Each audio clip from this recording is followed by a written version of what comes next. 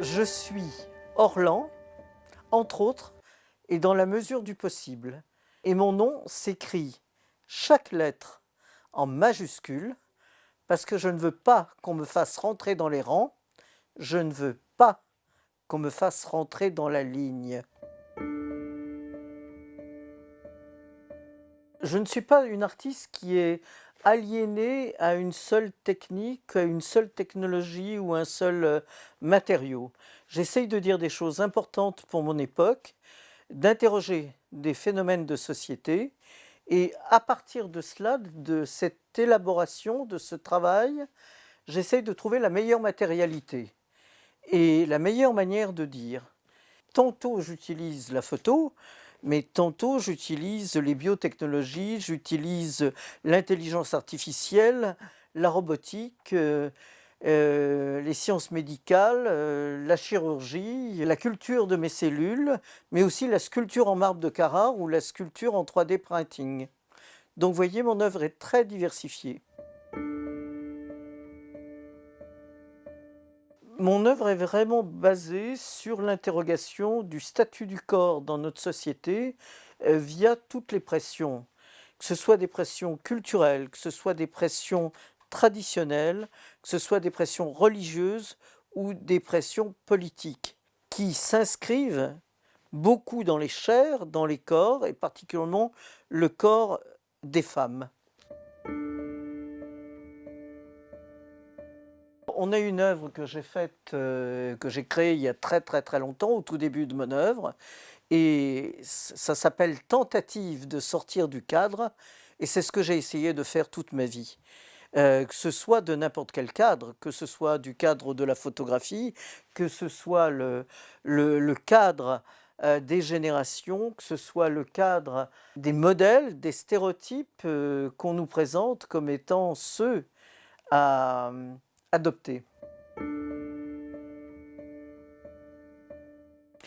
C'est une œuvre que j'ai faite il y a vraiment très longtemps, et j'avais donc une pancarte sur laquelle il y avait écrit ça. Et je suis vraiment pour les identités mouvantes, mutantes, et pas les identités fixes, fortes, communautaires, ou trop masculines ou trop féminines. Ce qui me paraît intéressant, c'est justement l'hybridation entre les deux.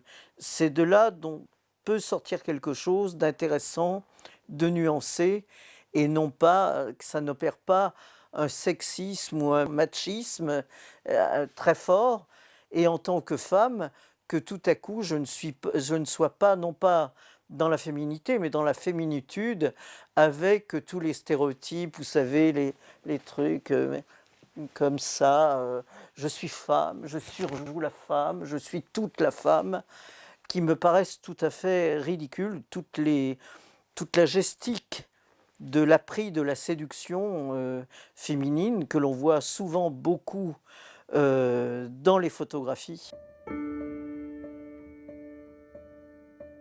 Les difficultés dans la carrière en tant que femme, elles sont là sans arrêt, sans arrêt.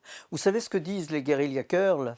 Elles disent: être une femme artiste, c'est fantastique, car notre carrière peut exploser dès 80 ans. Donc c'est toujours quelque chose qui est très violent d'être une femme. On peut le voir, on est très rarement dans le grand marché avec tous les héros qui sont donnés aux artistes hommes. Donc être une femme artiste est un handicap. Être une femme tout simplement est une calamité, que ce soit biologique ou sociétale. Donc les réactions en chaîne sont souvent extrêmement violentes. Quoi qu'on fasse, on fait une œuvre féminine, même si on est tout à fait en dehors de cela. Il y a eu des avancées, mais j'ai vraiment très peur que tout se referme. À l'heure actuelle, quand on voit qu'il est impossible dans Instagram de faire passer une femme montrant ses seins, qui sont immédiatement floutés. Je ne comprends pas qu'il n'y ait pas des pétitions énormes là-dessus qui refusent cette histoire-là. Nous sommes vraiment dans l'ère, dans la période la même que celle où on reculotait les œuvres à la chapelle Sixtine. C'est hallucinant et souvent c'est sous le couvert de la religion. Mais si, en tout cas ceux qui croient, moi vraiment, Dieu n'est pas une hypothèse de travail ni de vie, mais ceux qui croient en Dieu et qui croient que Dieu a fabriqué les êtres humains à son image, nous sommes des chefs-d'œuvre, les chefs-d'œuvre de Dieu. Donc il faut et les montrer aussi bien leur sexe que leur sein, et qu'ils soient hommes ou qu'elles soient femmes. C'est absolument indispensable, ce sont des chefs-d'œuvre. Hésiter à se lancer, c'est une faute grave, qu'on soit photographe ou qu'on soit autre chose. Effectivement, on nous a tellement appris à nous tenir tranquilles, à nous taire, on nous a tellement appris à être la seconde, celle qui s'effacera bien sûr auprès de son mari ou qui sera la femme de l'artiste. Vous voyez, moi j'ai fait des œuvres actuellement pour les femmes de l'ombre, les femmes qui ont été des muses, des modèles, et qui ont beaucoup donné pour la notoriété de nos grands maîtres, et qui sont restés dans l'ombre, bien évidemment. Alors il y a Dora Maar qui commence à sortir, et c'est formidable, parce qu'elle a une œuvre extraordinaire, mais elle est toujours passée dans l'ombre de Picasso, jusqu'à ce qu'en plus elle se suicide, et Picasso l'a toujours portraitisée quand elle pleurait. Il a dû la faire pleurer beaucoup. Et donc ces œuvres qui sont ici, c'est effectivement à partir des portraits de Picasso, de Dora Maar en train de pleurer. Et moi j'ai rajouté, je me suis hybridé à ces œuvres-là, avec mes mains, avec ma bouche en train de hurler, avec mes yeux, mes oreilles, mon nez.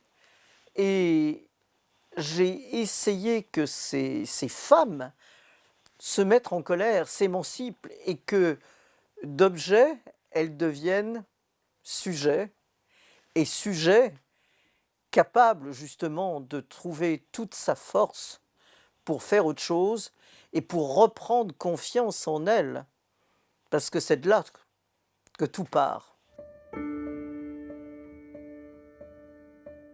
Je suis féministe, et ensuite, je ne suis pas réduite, ou je ne suis pas à réduire au féminisme, parce que j'ai fait beaucoup d'autres choses qui n'ont rien à voir avec ça. D'ailleurs, vous savez, j'aimerais beaucoup ne pas avoir ce souci. J'aimerais beaucoup que les choses changent et que je puisse m'intéresser à d'autres problèmes de notre société. Mais là, il y a vraiment un grand, grave problème qui est l'affaire de tout le monde, et de tous et de tout le monde, que ce soit homme ou femme, tous ou toutes. Donc il faut que les choses changent. Et j'essaye de changer le monde.